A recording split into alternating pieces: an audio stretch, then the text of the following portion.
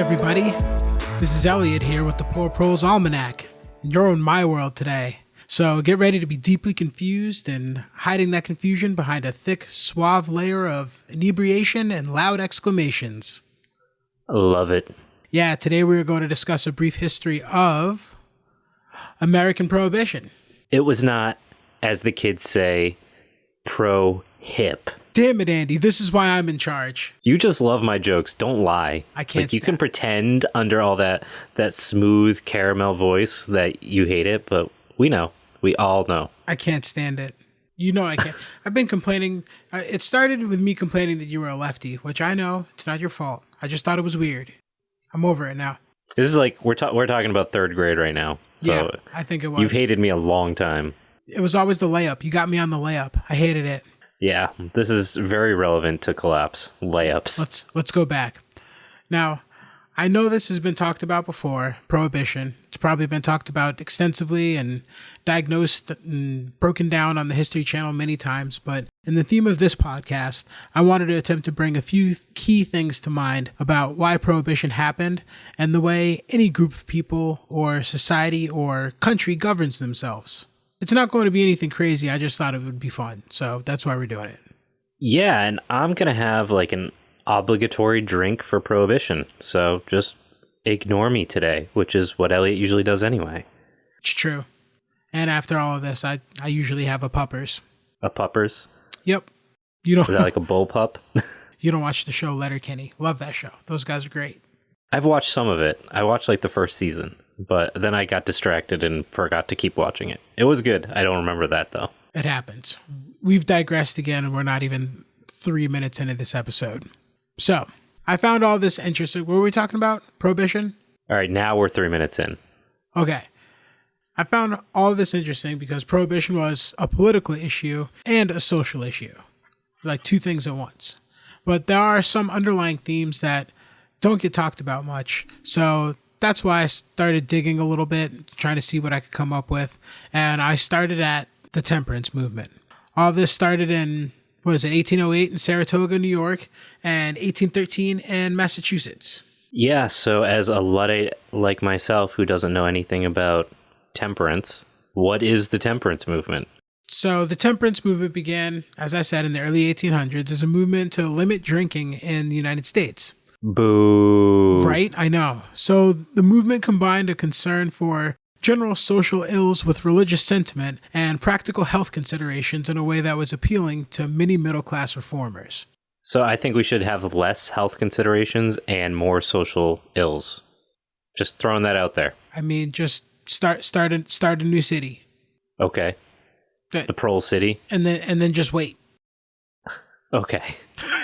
Sounds good. Okay, so middle-class reformers, women in particular, were drawn to temperance in large numbers. Temperance reformers blamed demon rum for corrupting American culture and leading to violence, immorality, and mostly death. A lot of death. So, is there actually like a demon rum? Because I want it. I mean, tell me there's demon rum. I need the demon rum, Elliot. I think it was an allegory for people getting drunk and it was like a demon was in them. Because it was a drink. Is this like the spirits? Yes. Exactly. You got it. That's less fun. But all right, continue.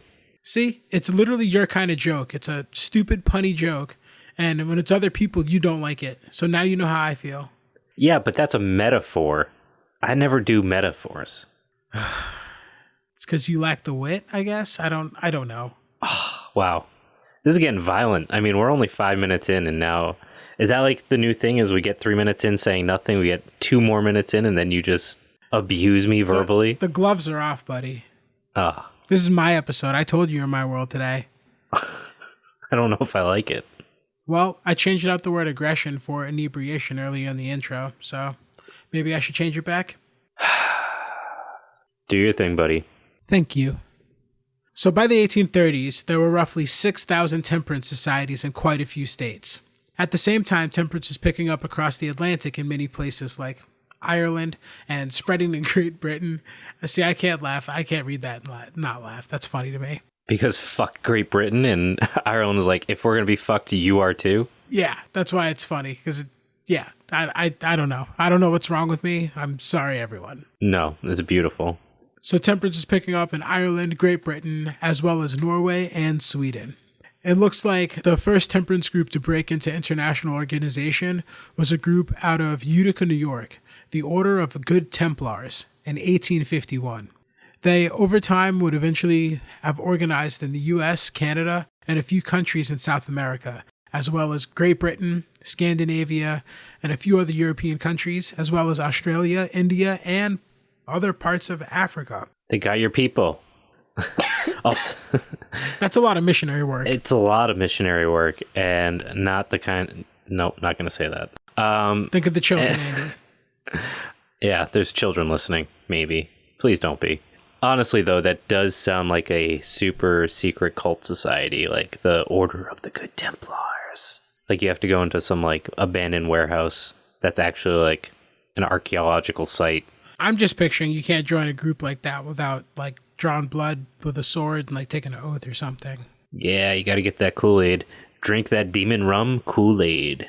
I don't think they drank the Kool-Aid though. They didn't drink it. Yeah, that was the problem. Because it's about not drinking. Oh yeah. No, that's from Macho Man Randy Savage. Yeah, it is. What does the Kool-Aid Man say? Oh yeah. It was a deep voice, like a bassy voice. Oh yeah. Like just picture how you would picture like Shaq entering a room. We're back to measure. Don't we have enough episodes where we talk about Shaq? I literally just I had a brain fart and I brought Shaq back into it. Let's measure this episode in Shaq's. We're gonna measure Not how again. quickly you assault me verbally in Shaq's. Dom, cut this out, please. It's terrible. Don't. That's what I keep Elliot for, is to let him badger me with Shaq jokes. So anyways, tell me about these prohibitions, these anti-alcohols people. So state prohibition laws, after being repealed, had been enacted in many cases through efforts of prohibition during this time, but in the end were again repealed. So basically they were like the pro-life movement in the 90s. Like, we're going to take these rights away, but no, not really. But we're going to try again, and we're going to fail again. And then maybe win a couple times, but then fail again. Unfortunately, yes, it's very similar to that. Yeah, it's kind of like that. Cool. It's not cool. This happens all the time. Yeah, well, I wonder if these are the same kinds of people. I wonder if we'll find that out today, Elliot. We'll get there. So we're starting at some people's favorite part, the Civil War. Also, everyone loves the Civil War, Elliot. Come on. I mean, I do. I just would love to win it again and again and again and again and again. There's a bunch of cities that need some burning. You just want to head west this time instead of east? Okay. Sorry, that's my evil person laugh. The Civil War also. Okay, so now we're in the mid 1850s-ish era, and the Civil War just further convoluted things and made things even more confusing when you throw all of this moral and political turmoil and mix up open war within your borders. That always makes things better. I mean, John Brown made things better, so... Yeah, he started it. So, to fast forward, in 1869, a state prohibition party was formed in Ohio, and a full state ticket was placed in the field. And in September 1869, the National Prohibition Party was formed, called the Good Templars. There's that name again. Just cat gods. That's all I can picture. Cat? Cat gods. Like Anubis? That was a jackal? Yeah. Anubis is a jackal. Is that like a cat? It's like a cat dog, right? Maybe? I don't know. I just vision like really bad 80s, like stupid, like kind of racist, like horrors. Carry on. Ignore me. I'm drinking for Prohibition, Elliot. Leave me alone. I am going to go back to ignoring you. It's better. So anyway, the Good Templars. This party put its national ticket in the field in the presidential election of 1872. The party throughout its existence never received more than about 3% of the total vote in any election, even when Prohibition was enacted, but existed as a way to link many similar values. Okay, so similar values infers, hear me out, that there's a list of values, right? Because there's more than one singular value. So please, tell me there's a list. A list of values? Yes. I want to know what these values are. Like a menu? Do you think they pick from it like a menu and they just... No, like the Democratic Party has like a platform. Like they must have had like, okay, we're not just literally, we exist as prohibition only. Like they have opinions on other shit, and I want to know what that is. Okay, so first off, it still exists. Was there like a candidate in 2020? Oh, there was. And you want to know what his name was? I do. It was Phil Collins. Oh, shut the fuck. Not that film. Nope, not that film. Not that Phil Collins? Nope. So he won't be in my heart? I mean, he wasn't before I told you, and does he feel like he's in there now? That was a Tarzan joke. If there's anything in your heart, Andy, get it out. Or keep it in. My heart has been buried for a long time. Or keep it in there if it's in like the aorta or something like that. Then we gotta get it surgery. Never mind. I don't know if our audience is old enough to get the Tarzan joke and like Phil Collins and stuff. Big Phil, like Phil Dunphy Collins. Why are we even doing this? I don't know. The party doesn't have the party doesn't have many overlaps with where it was, other than, Prohibition. Like today? Yes. It was in some ways a fairly progressive party at the time, I guess. So it's like, I don't know, a progressive Libertarian Party. So like the good parts of libertarians with more empathy, or more investments in schools, but also balanced budget amendments and optional prayer in school. A gold standard for currency, but also anti-pornography. Honestly, I'd trust a prohibitionist less if they supported pornography. That's like a really unwell person who's like, I'm cool with porn, but not alcohol. Like, I want to see if a fist can fit up that person over there's butt, but... Think of the children. Yeah, think of the children. They can't be around a Bud Light. What do you watch on the internet, man? Just curious. I think I need a drink. Yes, you do. That's the whole point here. So this all gets weirder. Today, they're anti-assisted suicide, but also free college for all. Yeah, that sounds like you're just like making this up. I'm not that creative, and I do wish I was. This is where all my research took me, by the way. Yeah, so this is like really fascinating in a way that I need to like almost pretend it's fake, because it's like obvious insanity. They're just basically like taking random opinions and just being like, shit, I wonder what would happen if I just fucking smashed them together. Yeah, you gotta say it louder and with more aggression, like I was originally going to say at the beginning of the episode. You gotta hide that fear. So anyway, the point is that it's a weird political position. So unsurprisingly, they've never gained a ton of traction. That doesn't mean there was organizing outside of the political arena. If you ever paid attention to any part of history class, Andy, I'm looking at you. First off, I was a great student in history, like relatively speaking to my other classes. Right. Did you know I was going to be a history teacher at first? Yeah, I remember you telling me that once. Really worked out well for me. I mean, you climbed right over that into something way, I don't know. Did you imagine podcasting? Yeah, which is like teaching your version of history. This is our version of history. Very subjective. Yes, this is perspectives on history. Our version of history. We will rewrite it. In Eliot's name, in Eliot's face. Yeah, the Book of Eliot. Super boring, and I'm just gonna be me begetting myself. Weed everywhere. Just burn holes in all the pages. Bible pages. Dicks carved into the cover. The back blank pages in Bibles do make pretty decent joy papers if you don't have any. I've learned that from traveling. A lot of hotels, they always have Bibles in the drawers. It's great. Gideon's Bible. Who? Gideon's Bible. You don't know about Gideon's Bible? Oh, you're going to learn a thing today. So Gideon's Bible, you know what? We're not going down this road. We'll talk about this later.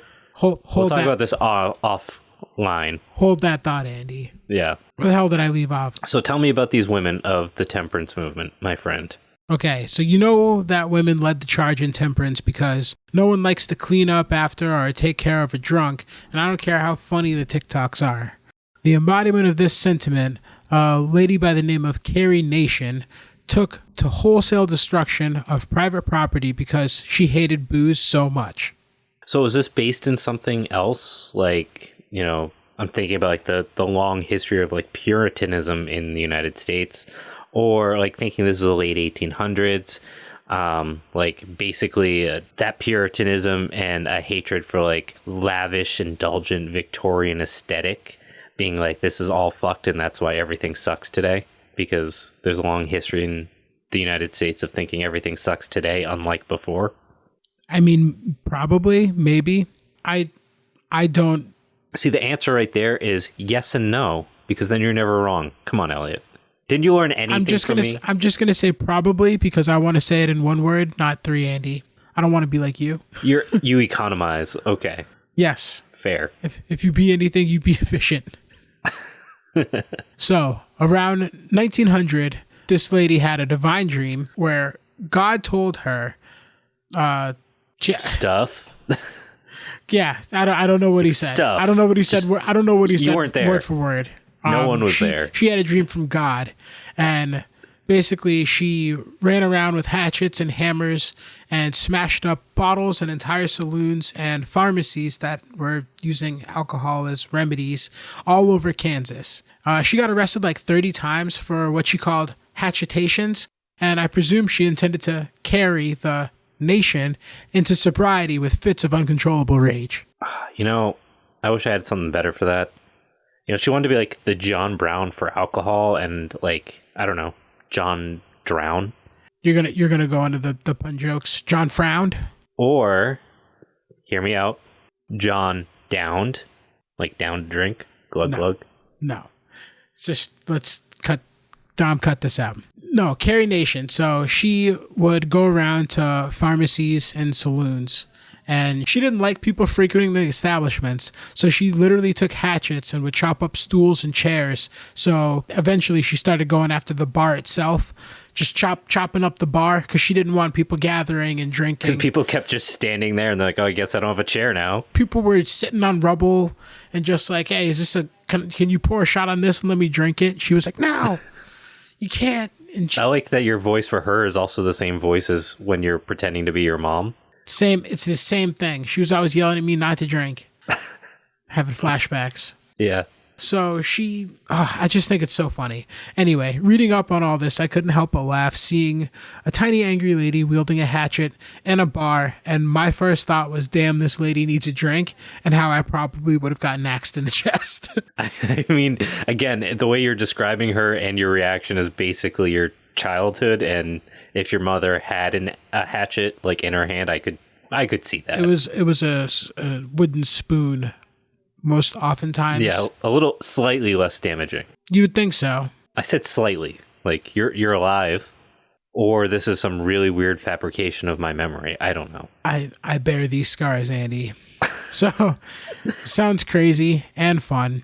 And I would, in all honesty, drink my whiskey and watch her destroy other people's stuff, because if I was in my cups, it would probably be funny to me. She was you want to talk about it? She was the first Jackass participant. Fact. Yeah. This is the America that I know and love, because they couldn't have just chalked it up to violence from video games or social media. This lady didn't even have anything to drink to blame like her burst of uncontrollable berserker rage. There's nothing to blame it on. Mental health issues, and our responses to them is to start, banning things from people and everyone. And surprisingly, she was using, hammers and hatchets correctly, so they didn't ban those. I mean, it's made for chopping wood, and the bar is made of wood. It's like that old Happy Gilmore. She got sponsorships from the hatchets, and she was just, I can't. You can't make this history up. She would be TikTok viral right now. She would have been arrested 30 times? Her handle would be like Barf of a Nation. Oh, that's like, terrible. Her last name is Nation.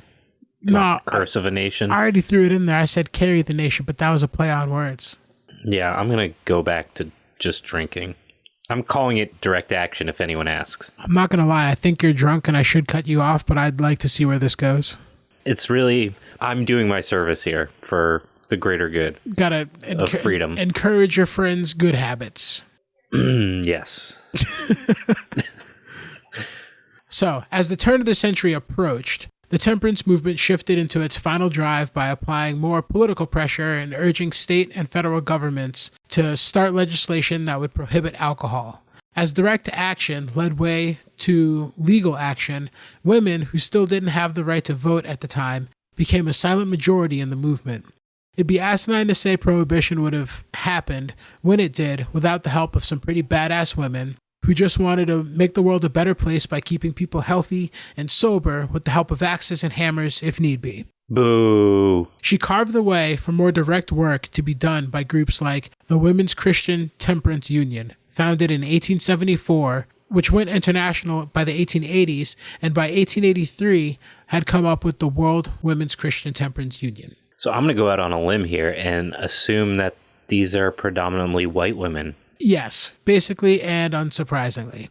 Temperance eventually gets co-opted by white men, notably Wayne Wheeler, this tight-lipped looking nerdy guy, by my observation, but I guess by someone who looked into it a bit more than me and just looking at pictures of this dude just the one time. He was described as a shrew and ruthless political tactician. I just don't see it though. Classic white dude. You know, he was probably like only 100 years too early for making angry videos in his pickup truck about kids these days. Right. He didn't have the truck, but he did know how to drive elections. You know, that's a pretty bad pun, even by like my standards. I mean, that does kind of hurt coming from you. In 1893, Wayne and some dudes founded the Antisaloon League, a group that debuted during what is known as the Progressive Era, known for other groups coming out at the same time that were surging reform in civil rights, labor, conservation, industry, and political corruption. Yeah, and it's kind of weird because historically, this is like actually a time of like incredibly progressive organizing happening.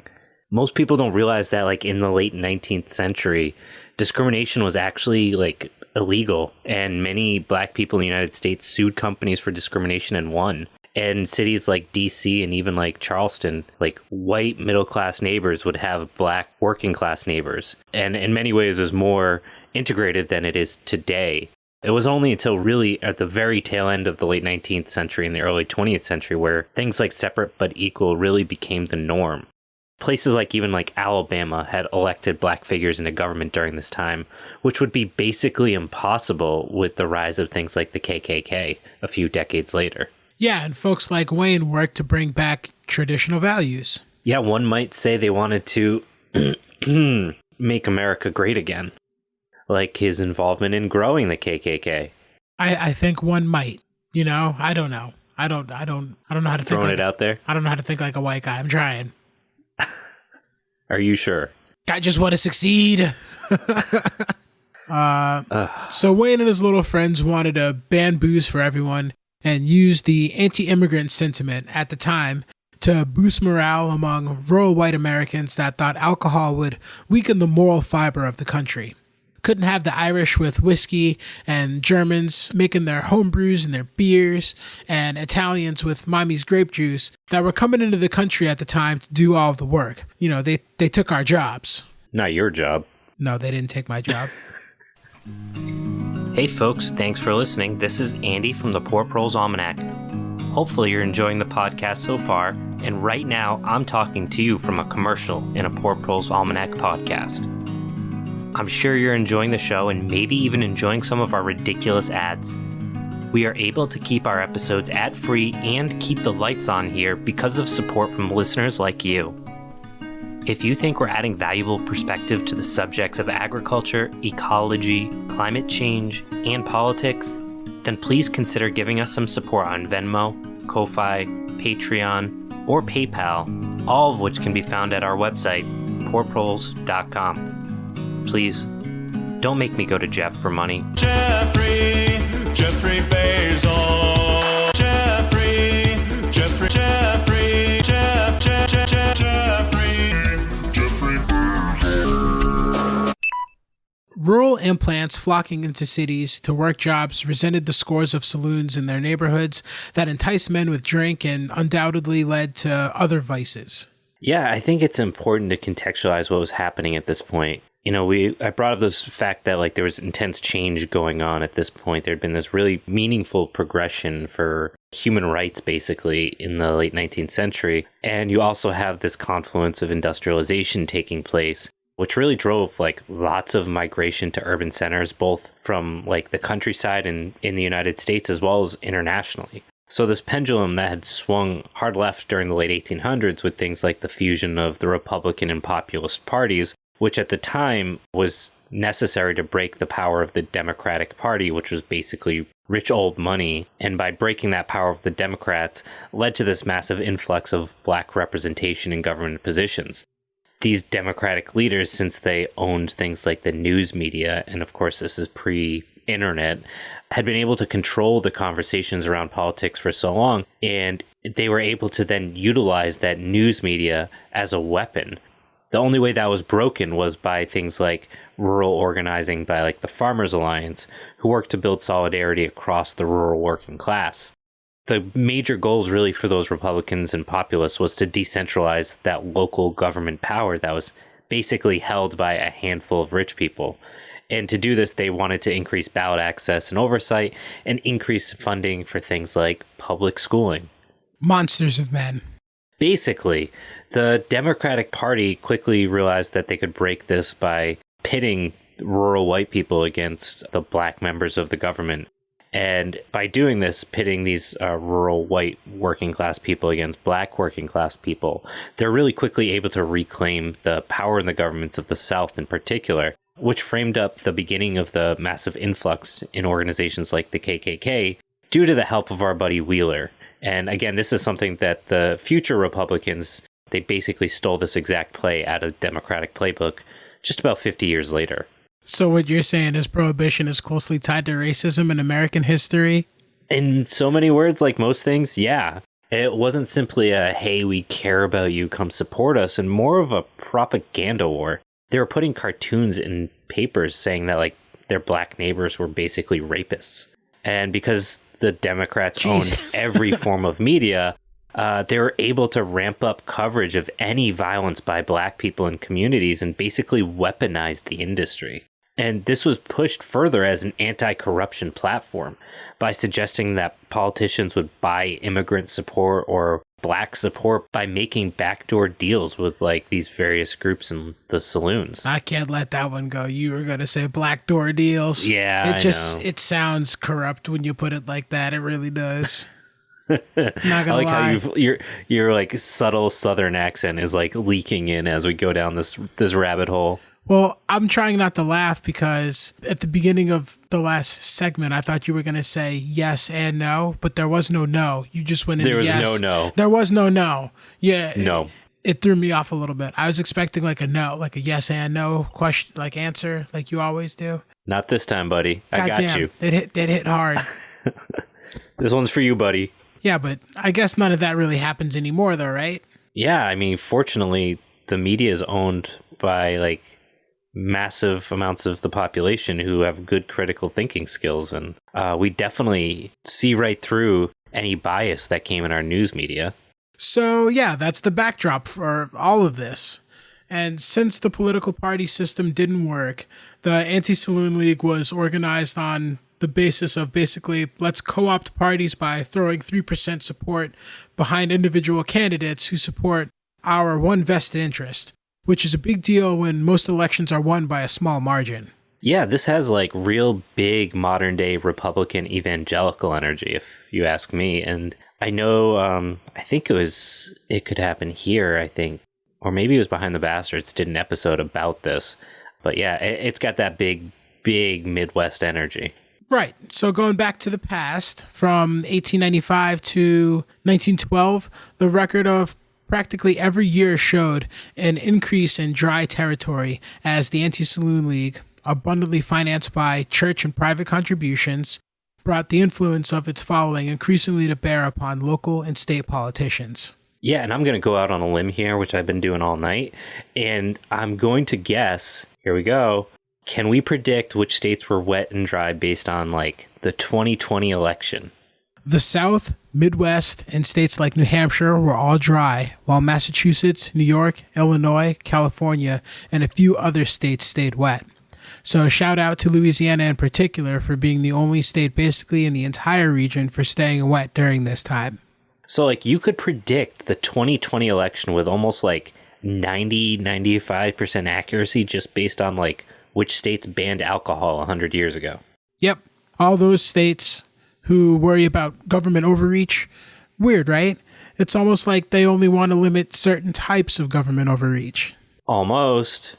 Now, obviously, when you've got states where it's legal and other states that it's not, transporting alcohol runs rampant. Yeah, I mean, it's shocking that people like do it anyway.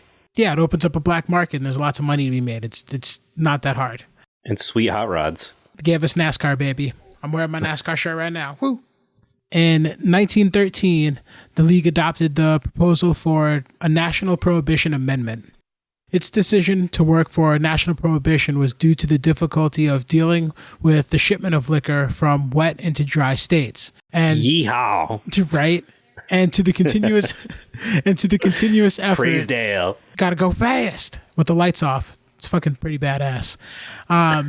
So they couldn't get the liquor from the wet states into the dry states, and to the continuous effort in many of the dry states to repeal or modify their previous prohibition enactments. So the solution, obviously, is more government. It never backfires. Ever, ever, ever. Ever. So a major tipping point for the drive towards prohibition was the Great War itself, World War I. After America declared war on Germany in April of 1917, Wheeler, with the Antisaloon League, as well as WCTU, the Women's Christians Temperance Union, and other church groups focused on pursuing a constitutional amendment that would ban most alcohol. At this point, over half of the country had state-designated dry laws.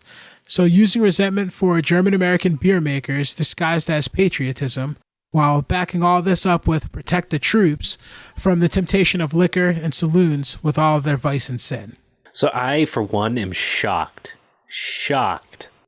that people would leverage international war for their own interests. I can't believe it. I refuse. But of all things, to ban booze. No, not in my America. You want to revise this part of history? America never banned alcohol. We would never do that. I mean, I'm pretty sure they're trying to do that with blocking critical race theory. We never banned alcohol. We've always loved it. And we've never enslaved black people. Didn't happen. That happened, but they wanted it. They did it first. God. Our country is a disgrace. Carry on. Right. So this all came to a head when they were actually able to push through wartime prohibition to ban alcohol during the war. With this political momentum, it wasn't long before a plan was proposed to Congress for an amendment to the Constitution of the entire country to ban alcohol, while they all began to lobby state legislators to approve the passage. They worked up a federal statute that made it feasible and legal to implement the 18th Amendment to ban the sales, distribution, and transportation of alcohol no more than 0.5% alcohol content, along with the federal agents to enforce all of this. Wheeler drafted the whole thing, and it was proposed by Minnesota Republican and chairman of the House Judiciary Committee, Andrew Volstead, which is why this proposition is recognized as the Volstead Act today. No one remembers Wheeler's name. He did a shit job. Woodrow Wilson tried to veto all of this, but Congress overrode him, and they said, dry out, good sir, and America. Yeah, and I want to take a minute to talk about Wilson, because this really encapsulates an interesting and important piece of this conversation. I tried to say his name real fast, so you just gloss over it, and I knew you were going to do this, so... Yeah, just go ahead. So we had talked about this idea that the Democratic Party was like really shitty during this time period. Like they were very happy with the idea of like, can we go back to slavery? And in this process, they reinforced racist policies. And many times it was in defense of racial superiority. It wasn't like we don't want to give up power. It's like the Bible and God himself says that we are superior. So like they were pretty bad, right? Yeah. So how much has that really changed? Yeah, and that's a whole other topic, but maybe like someday when we become like a politics podcast, we can talk about that. No. Are you sure? No. Yes. No. Okay. I guess we won't. I got fucking vetoed. You just Wilsoned me. Fuck yeah, I did. I got Wilsoned. Wilson! Wilson!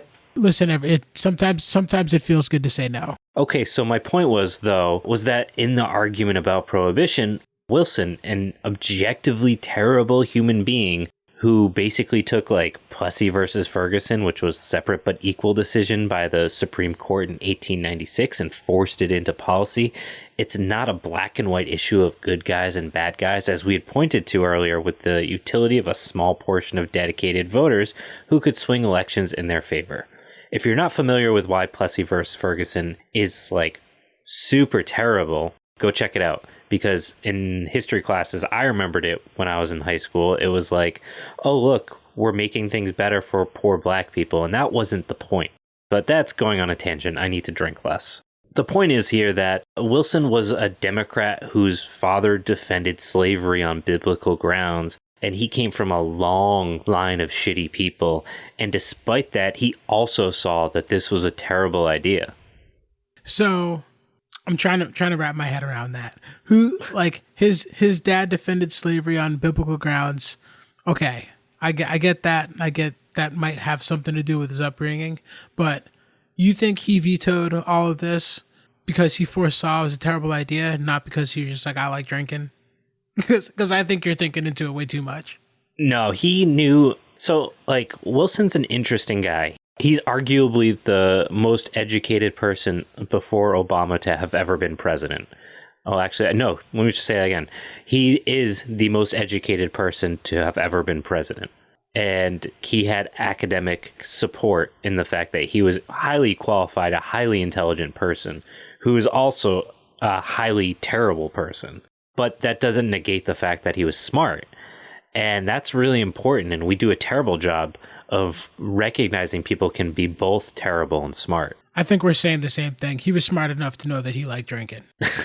I mean, he absolutely... I'm sticking to it. 100% he liked drinking. But that, like, okay, so let's talk about laws when you're rich. They don't exist. If I was president, that would be enough for me to veto anything. I mean, yeah, but like also, like, let's be truly honest. It's not going to affect him. He doesn't get affected by laws. He's the fucking president. The reality is that, like, this is a problem because of the fact that he recognized there's a bunch of different impacts that this decision will make. And my point of bringing this up is that, like, things don't exist in black and white territory. We have a bad idea coming up to a bad president and they still don't see it eye to eye. We can be on one side even if we recognize they're a shitty person, is where I'm going with this. I gotcha.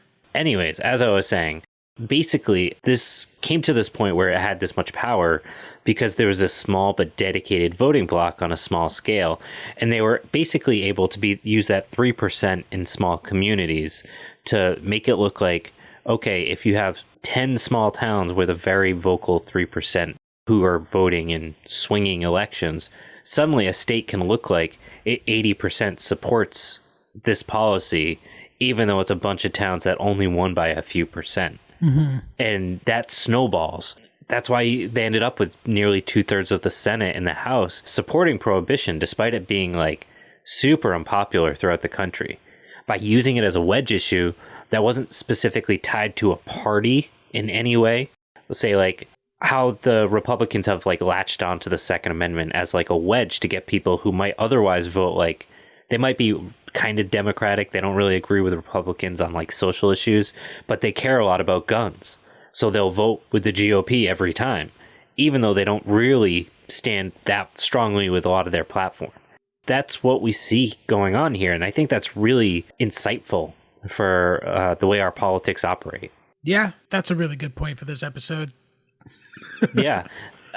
So I do want to talk a little bit about Wilson because I am a little bit of a history nerd and he's an interesting guy for a lot of reasons. But this is a really interesting time, and I'm just going to keep using the word interesting until you shoot me. I can do that. In history in the United States because a lot's happening. So in 1913, we see the 16th Amendment come up, which that had been in the works for years. He wasn't the one that like really wrote it or anything, but the idea was to reduce tariffs and to ultimately reduce the power of big business in the U.S. during this time, because like with tariffs, that meant there was no international competition. And you are already starting to see what we're seeing today on a global scale, where there are these massive monopolies taking over because they didn't have competition outside of themselves. And we see that today with like Amazon and Walmart taking over the world. But at this time, their response was, okay, if we reduce tariffs, we'll get outside competition, and that would reduce the power of big business. But reducing tariffs meant that they needed money to come from somewhere else. And at that time, the only things that brought in money were tariffs and tax stamps on alcohol. So following the money like all good truth seekers do, that was the window for Prohibition to have a chance, because alcohol was suddenly less important on a federal scale to the government for tax revenue. Yeah, basically, and I don't think I said this, but the 16th Amendment allowed for an income tax. So like having income tax on rich people is going to generate a lot of money. Don't ban the booze though. Hi, I'm Liz, here with Red, and we're Listen Left. We're really appreciative of Poor Pearl's realistic take on ongoing collapse. They give a reasonable voice to a subject where reasonable voices are hard to find.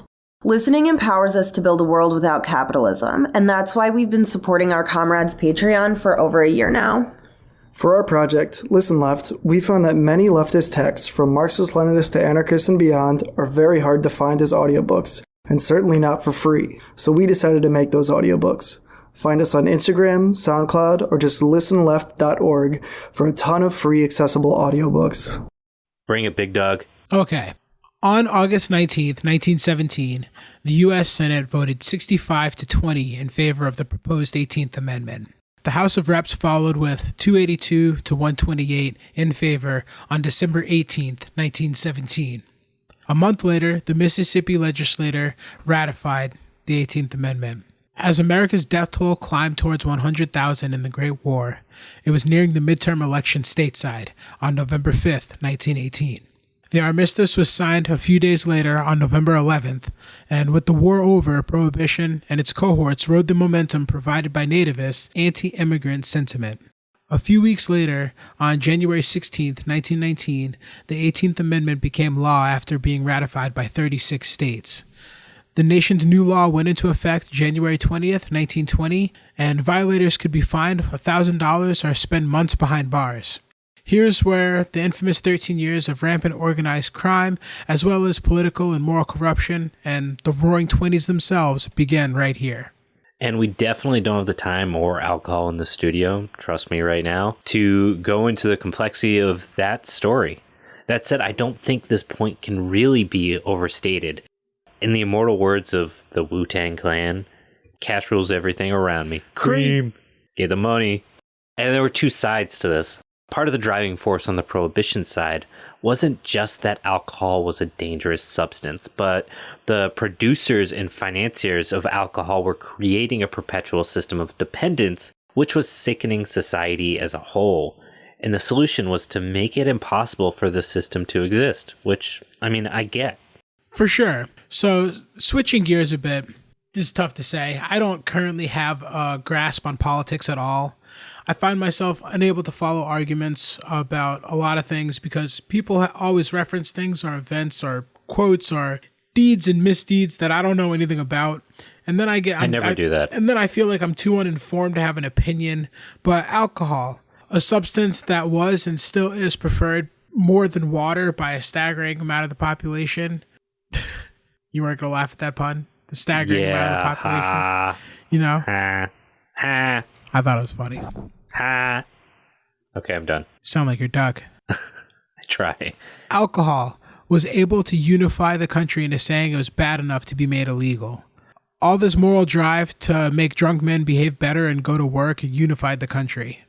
But it didn't really. It was just a small percentage, like you said, of people who are incredibly talented at leveraging a passionate minority into the illusion of a passionate majority. Yeah, and, again, something we keep saying is good thing that never happens now. Exactly.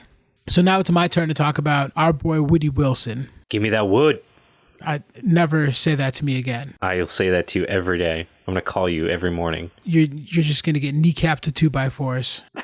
You think that's the first time I've been kneecapped by a 2x4? By an angry black man, yes. You would have told me if it happened otherwise. Maybe. I would have been the first person you told. Did you know him? Elliot, I got street cred. Did you know him? Never believe it. I think I just got in a fight. Ugh. So, Woodrow Wilson, he had just helped the Federal Reserve Act get through Congress in 1913.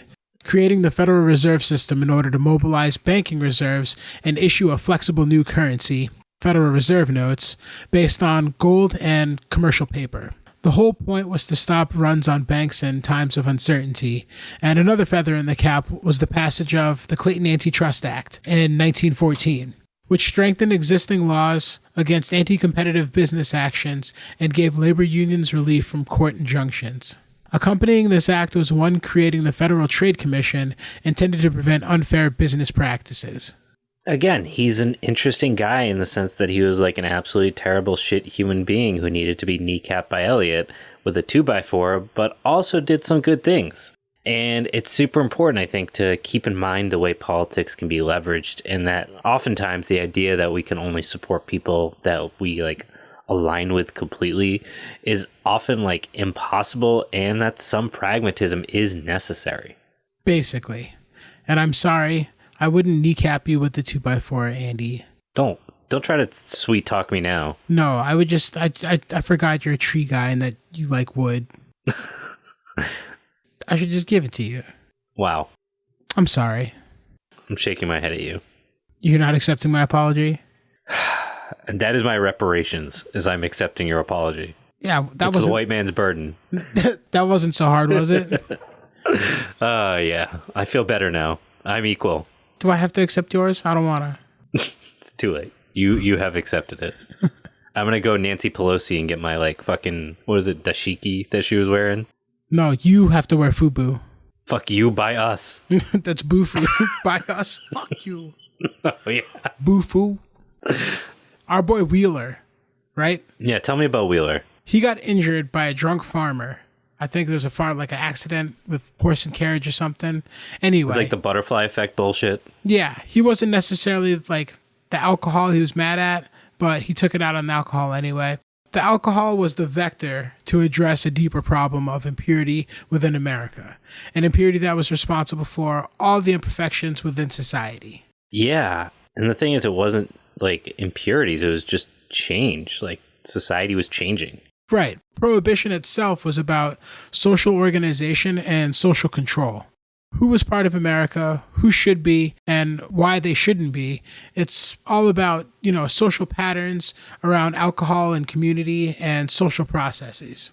Mostly it was about class conflicts for social power acted out through symbolic and actual struggles that would impact the future structure of American society itself. Yeah, and like I hinted at when you're defending your boy Wilson, these laws only apply to the poor. The fact that these were driven by fines first reinforced the fact that rich people would just pay the fine. It was just the fee of doing the thing they wanted to. And the only people that would go to prison were those that couldn't afford the fine. Right. And further, rural whites were less impacted by it, and it's easy to make hooch in small towns compared to urban spaces. Further, the saloons that were a major point of conversation were disproportionately in cities and disproportionately served minorities and immigrants. Yeah, what could go wrong? Right on. So, how could this be racially driven?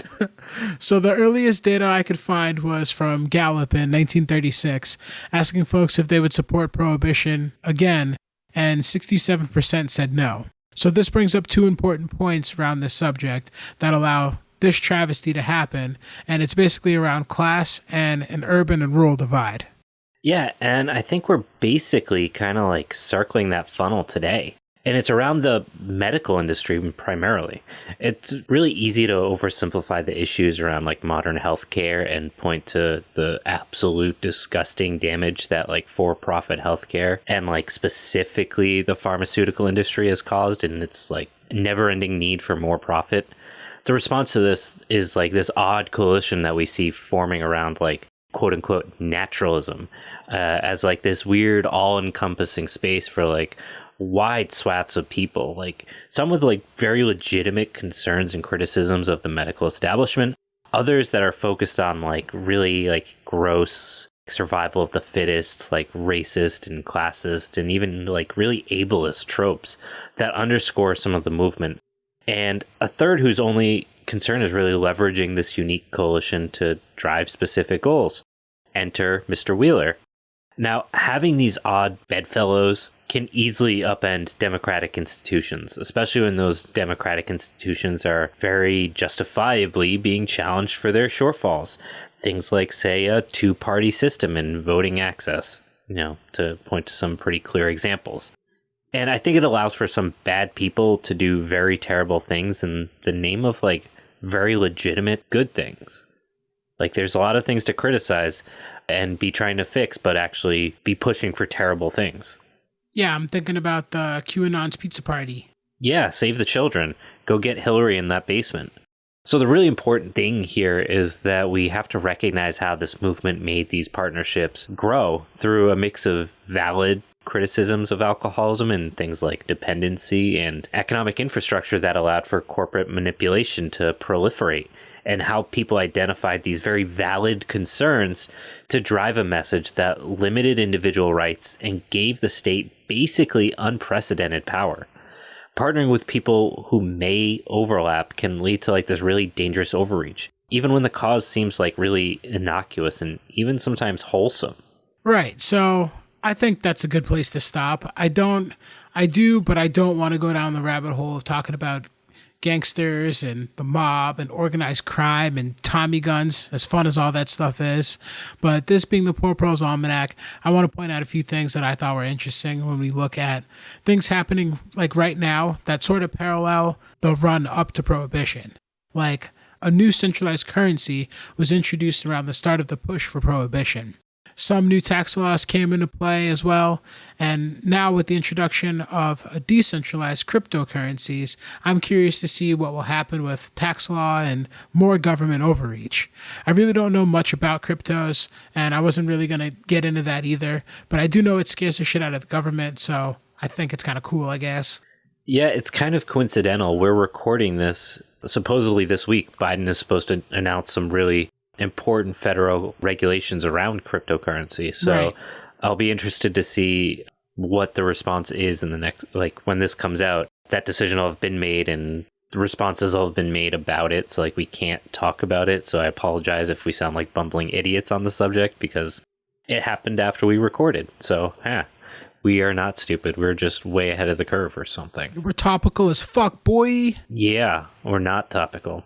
The whole currency conversation is really complicated, and despite what a lot of people think, no economist has ever really proposed a solution to the challenges of currency production, because at the end of the day, someone has the ability to produce currency, and currency needs to be created to keep up with population inflation.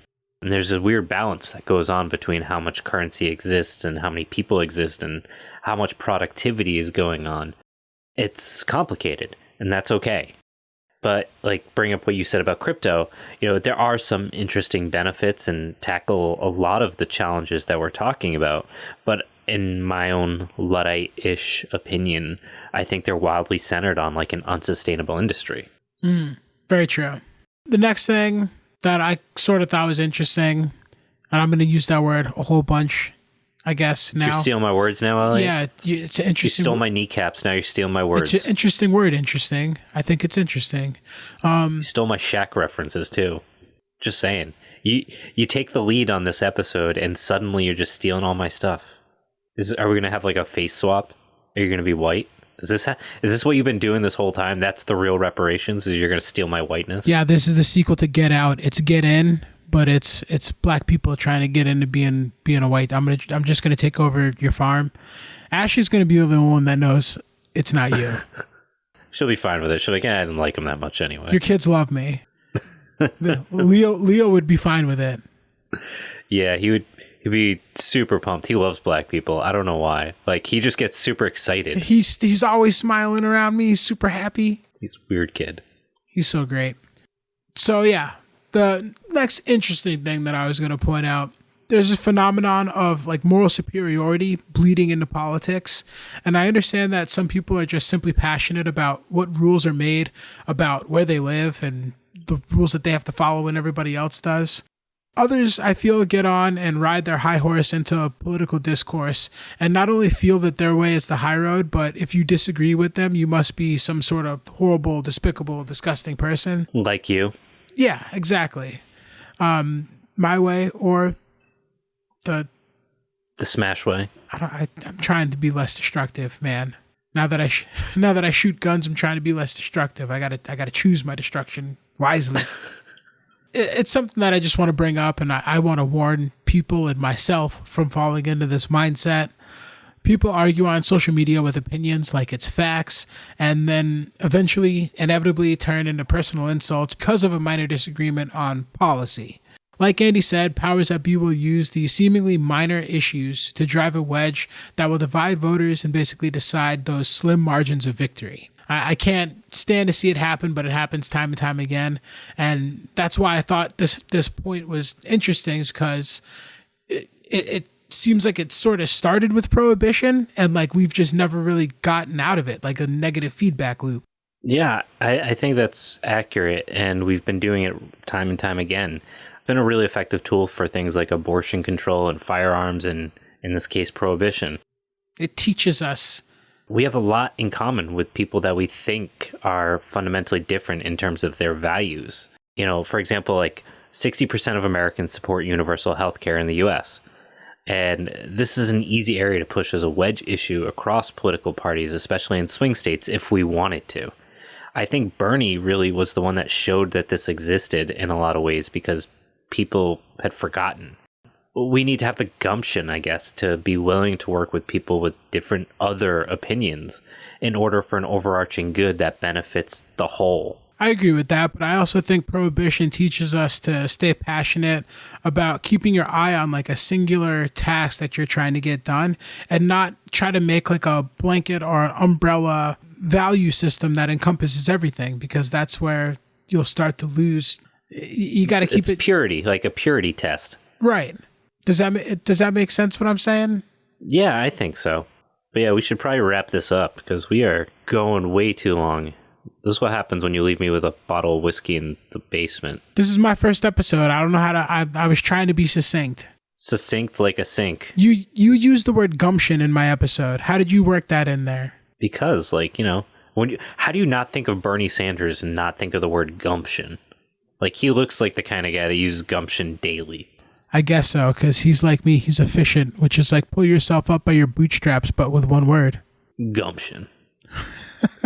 It's just like one of those words. It's like John Wayne Gumby. It is what it sounds like, I guess. Yeah, it reminds me of Surf Ninjas. If you haven't seen that movie, there's a guy. He's my Gumby-in-law. He's quoting Rob Schneider right now, so we're just going to end the episode right here. Moto surf. I do want to watch that movie now, though. Yeah. We're going to have a movie night one of these days. We're going to watch Surf Ninjas. What were the other two we were talking about? You're one Machine Girl or something? Tank Girl. Tank Girl, man. What was the other one we were talking about with Tank Girl? Tank Girl? Was there a different Black movie? Sheep. Black Sheep. That was it. Was it Black Sheep? Yeah, remember? It wasn't Chris Farley Black Sheep. It was with an actual sheep. It's like, I think it's in New Zealand or from Australia, one of those places. But yeah, we're going to have a movie marathon where we watch all three of them, because they're all beautiful. Well, except for maybe Tank Girl, because I haven't seen it. Tank Girl's great. It's got, bro, I'm telling you, it's got Ice-T as a kangaroo. Oh, it's so good. I can't make this shit up, bro. He's a mutant kangaroo. Money can't buy knives. All right, we're done. I am out of control. Are we still recording? Oh, Jesus. We're still recording. I'm so sorry. Assuming right now, if people are listening, it's like the background music is just like looping for like 5 minutes now, like trying to get us to get off the microphone. I had no idea this was still going. I never clicked stop. I never click stop. This is the Poor Pearls All right, Almanac. we're done now. Goodbye.